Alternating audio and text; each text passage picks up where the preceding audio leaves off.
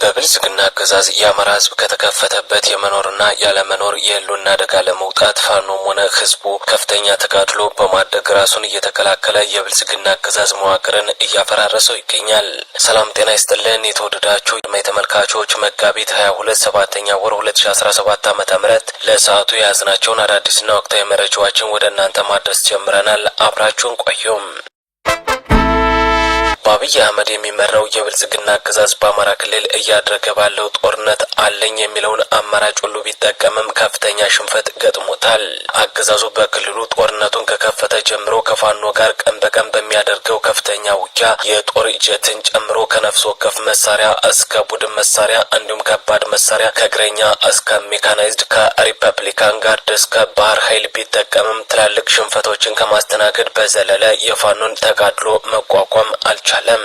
በዚህ ምክንያት አገዛዙ የተለያዩ ካርዶችን እየመዘዘ አንዱን የአማራ ህዝብ ለመለያየት ስራዎችን እየሰራ ሲሆን ከሰሞኑም የጎጃምና የጎንደር የሚል ካርድ መሷል። የብልጽግና አገዛዝ የጎንደርና የጎጃም አማራ ፋኖ አንድ እንዳይሆኑ ብሎም ህዝቡ በጥርጣሬ እንዲተያይና ትግሉን ለማኮላሸት ከዚህ በፊት ብዙ የደከመ ሲሆን አሁን ደግሞ አዳዲስ ካርዶችን እየመዘዘ ነው።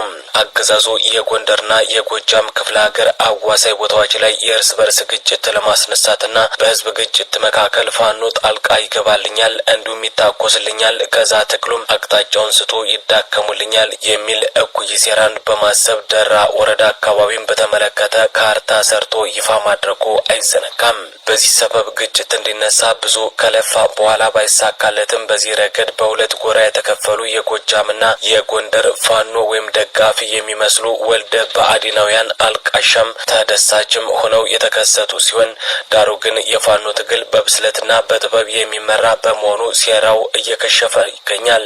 ትግሉ ህልውናውን መጠበቅ ብሎም የአማራን ህዝብ እያስጨፈጨፈ ያለውን ብአዴንና እየጨፈጨፈ ያለውን የብልጽግና ስርዓትን ከምድረገጽ ማጥፋት ስለሆነ ሴራውም ተረግጦም እንዲቀበር እየተደረገ ነው።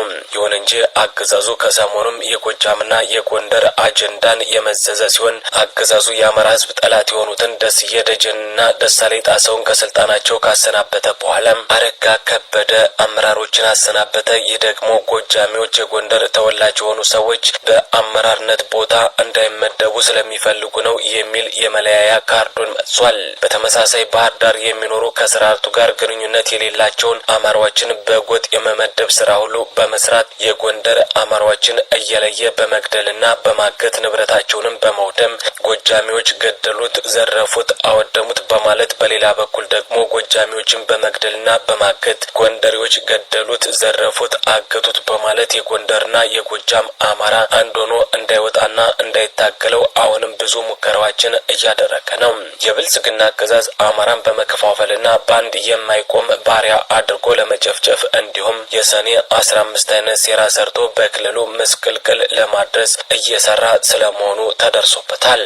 አሁን ላይ ጎጃም ጎንደር የሚል ትርክት በመምዘዝ በአማራ ፋኖ በኩል የአማራን አንድነት ለመሸርሸር የሚዲያ ሰራዊት በማደራጀት በጣም ብዙ ስራ እየሰራ ሲሆን የፋኖ ደጋፊ የሚመስሉ አልቃሻ ነገር ግን የብልጽግና ካድሬዎች አገዛዙን እቅድ ለማሳካት እየተቀበዘበዙም ይገኛሉ።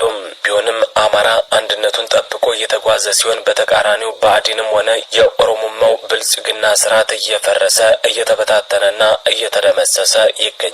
በዚህ ሰሞን በዘመቻ አንድነት የፋኖ አደረጃጀቶች ባሳዩት ጥምረትና የጋራ እቅድ እንዲሁም መናበብ ድንገተኛ ጥቃት በመክፈታቸው የተደናገጠው የብልጽግና ስርዓትና ብአዴን የጎጥ አጀንዳ በመምዘዝ የጎንደሩን ብአዴን አንስቼ የጎጃሙን ብአዴን ተካው አይነት ሩጫ በመጀመር እያጣደፈው ይገኛል።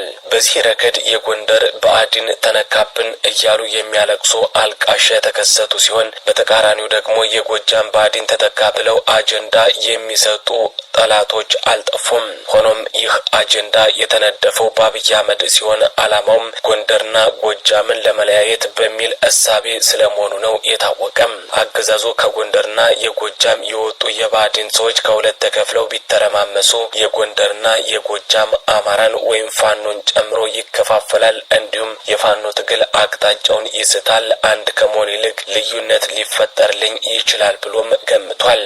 በመሆኑም ሁሉም አማራ ባንድ በመቆም አንድነቱን በማጠናከርና የፋኖ አንድ አንድነትን ኦን በማድረግ የብአዴንንም ሆነ የብልጽግናን እኩይ ዓላማ ማስወገድ እንደሚያስፈልግ ተነግሯል። እንደ አጠቃላይ ከሰሞኑ ከአመራሮች ሹም ሽር ጋር በተያያዘ ለቅሶውንም ሆነ ጭብጨባውን እያስተጋቡ ያሉት የአማራ ህዝብ አንድ ሆኖ እንዳይቆም እየሰሩ ያሉ ያገዛዙ የብአዴን የሚዲያ ሰራዊት ሲሆኑ የአማራ ፋኖም ሆነ ህዝቡ ሴራውን በማክሸፍ አንድነቱን ጠብቆ በድል እየገሰገሰ ነው። አገዛዙ በጦር ሜዳ ሽንፈት ሲገጥመው ሴራ እየጠነሰሰ አማራውን ለመከፋፈልና ፋኖች በአንድነት እንዳይቆሙ እየጣረ ቢሆንም የአማራ ፋኖች በአራቱም ክፍለ ግዛት የተናበበ ዘመቻ በማድረግ አይቀጡ ቅጣት እየቀጡ ሲሆን በትናንትናው ዕለትም በጎጃም ቀጠና በዘመቻ አንድነት ዳንግላ ላይ በተፈጸመ ጥቃት የአብይ ኮረኔልን ጨምሮ በርካታ የሰራዊት አባላት ተደምስሷል። ትላንት 12ኛ ቀኑን በያዘው ዘመቻ አንድነት የአማራ ፋኖ በጎጃም በሁለት ግንባሮች ላይ በጠላት ላይ ሰብአዊና ቁሳዊ ኪሳራ ያደረሰ ሲሆን የአማራ ፋኖ በጎጃም 3ኛ ጎጃም አገው ምድር ክፍለ ጦር ባደረገው የተቀናጀ ጥቃት ከዳንግላ ከተማ በቅርብ ርቀት ላይ በምትገኘው ዘለሳ በተባለች ቦታ የ23ኛ ክፍለ ጦር ዘመቻ መሪ ኮረኔል የተደመሰሰ ሲሆን ከነበረው ጠላት መካከል ከግማሽ በላይ የሚሆነው ሙትና ቁስለኛ ተደርጓል ነው የተባለም። በዚህም ኮረኔሉ በአማራ ፋኖ በጎጃም የተደመሰሰው 13ኛው የአብይ ኮረኔል ሆኖ ተመዝግቧል። የአማራ ፋኖ በጎጃም 4ኛ ጃዊ መተከለ ክፍለ ጦር ስር የሚገኘው ጣና በለስ ብርጌድን ባደረገው መብረቃዊ ጥቃት ማንዱራ ከተማ የሚገኘውን የጠላት ኃይል አከርካሪ የሰበረ ሰዋዊና ቆሳዊ ኪሳራ አድርሷል። በመተከሉ ጥቃት የተናደዱ ያገዛዙ ኃይሎች ፓዊ ከተማ ላይ ከፖሊስና ከአድማ ብተና ጋር በመተባበር ንጹሃን አማራዎች ላይ ግድያ የፈጸሙ ሲሆን ከተገደሉት መካከል ደግሞ አዝመራው ተረፈ፣ ደረጀ ገነት፣ መንግስቱ አሸብር፣ ባበይ ገነት ይገኙበታል። ጥሩነህ የኔ ዓለም፣ አምሳዬ አውለው፣ ባበይ ላቀው እንዲሁም ባበይ አስረስ ደግሞ ቁስለኛ የተደረጉ መሆናቸው ነው የተነገረ። በሌላ በኩል ትላንት ከምሽቱ 2 ሰዓት አካባቢ የአማራ ፋኖ በጎጃም የ4ኛ ክፍለ ጦር ኮማንዶ አባላት ጃዊ ፈንድቃ ገብተው ከ4 በላይ አድማ ብተና አባላትን ደምስሰዋል። ብዙዎችንም ቆስለኛ አድርገው መውጣታቸውን መረጃዎች ያመላክታሉ። ከዚሁ ጋር በተያያዘ የአማራ ፋኖ በጎጃም 8ኛ በላይ ዘለቀ ክፍለ ጦር አባ ኮስተር ብርጌድ ልዩ ኮማንዶ በነማይ ወረዳ ወይናም ቀበሌ በደፈታ በሰሩት ታላቅ ኦፕሬሽን በርካታ የብርሃኑ ጁላ የጦር ሰራዊትን ሲደመስሱ አንድ ሻምበል አመራርን ከባድ ቁስለኛ አድርገውታል። እንደ ምንጫችን ገለጻ ይህ ያገዛዙ አመራር ቢቸና የመጀመሪያ ደረጃ ሆስፒታል መግባቱ የተረጋገጠ መሆኑ ሲነገር በቢቸና የመጀመሪያ ደረጃ ሆስፒታል በመግባት ሕክምና እየተደረገለት ቢቆይም ሕክምናው ከአቅማቸው ውጭ በመሆኑ ሪፈር ተብሏል። በተመሳሳይ በዘመቻ አንድነት በወሎ ቤተ አማራ ግንባርም ጃማ ወረዳ ውስጥ ጠላት ክፉኛ ተደቁሷል። ስለ ጉዳዩ የጠየቅናቸው ምንጫችንም ትላንት መጋቢት 21 7ኛ ወር 2017 ዓ.ም በዘመቻ አንድነት በምዕራብ የወሎ ክፍል ጃማ ወረዳ ውስጥ ከወረ ኢሉ ወረዳ ድንበር አጠገብ አስደማሚ ጀብዱ ተፈጽሟል ሲሉ ነው ምንጫችን የነገሩን።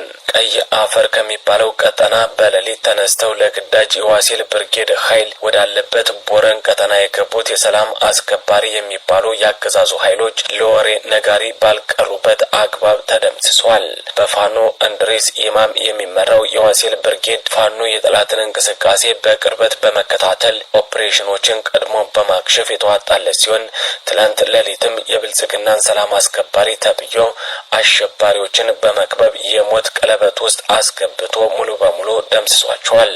በዚህ የተደናገጠው ደጎሎ ከተማ ውስጥ ያለው የፋሽስቱ አብይ አህመድ ጥምር ጦር ህዝብን ሲያሸብርና ንጹሃንን ሲያዋክብ የዋለ ሲሆን ቦረን ቀጠና ውስጥም የሰላም አስከባሪዎችን አስከሬን ቆጥሮ ሲጭን ነበር።